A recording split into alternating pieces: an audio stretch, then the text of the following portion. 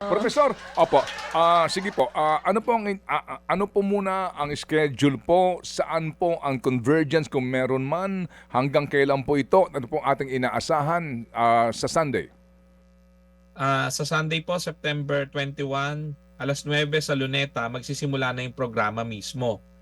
Pero bago ito ay may kanya-kanyang marcha, assemblea, yung iba't ibang grupo. No? Yung halimbawa, yung mga grupo namin ng mga universidad sa Taft Avenue, yung One Taft, mga taga-UP Manila, De La Salle Universities, St. Paul's University at marami pang iba, Saints Co. Sa UP PGH ang aming tipunan, no, sa bandang Pedro Hilyon.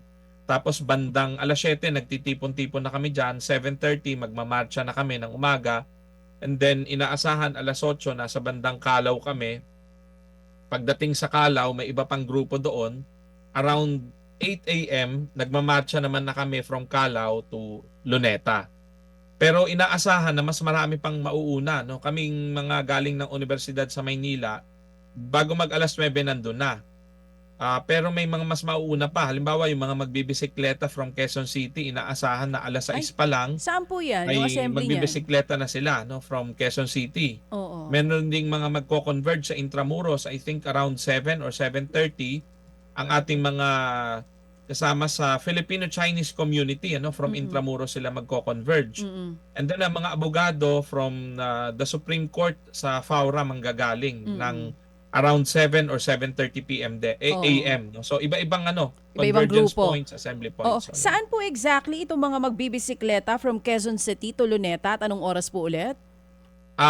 Yung kompletong detalye ay makikita doon sa www.facebook.com/kurakotmanagot. Yan.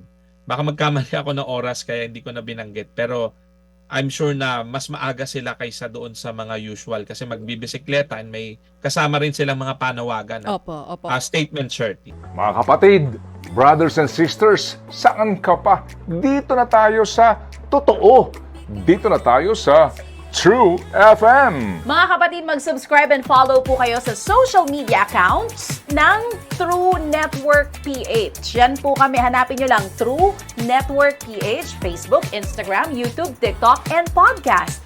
Mapa Apple or Spotify man yan, mahahanap nyo kami. Lahat ng mga napapanood at napapakinggan nyo po sa programa, nasa social media accounts namin yan. So, paano mga kapatid? See you sa social media!